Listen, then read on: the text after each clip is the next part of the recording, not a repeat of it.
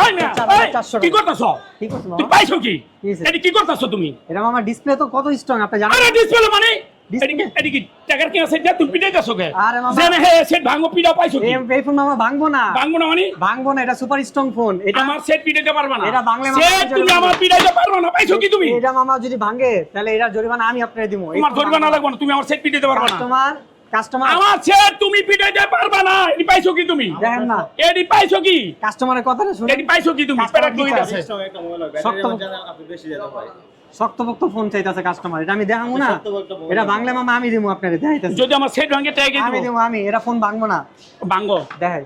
এটা ভাঙবো না তো মামা, দেখেন এই যে ভাঙো দেখেন। টাকা তুমি দিবা মাত্র 4000 আমার কিন্তু কিছু নাই মাত্র 4400 টাকা হলেই কিন্তু এই ফোনটি আপনি নিতে পারবেন কিস্তির মাধ্যমে।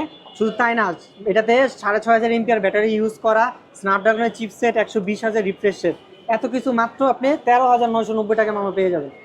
কিন্তু যাদের কাছে এই প্রাইসটা নাই, মাত্র 4400 টাকা ডাউন পেমেন্ট করে 9 মাসের কিস্তিতে এই ফোনটা নিতে পারবেন।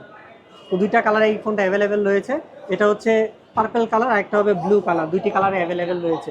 এটা সুপার প্রিমিয়াম ফোন।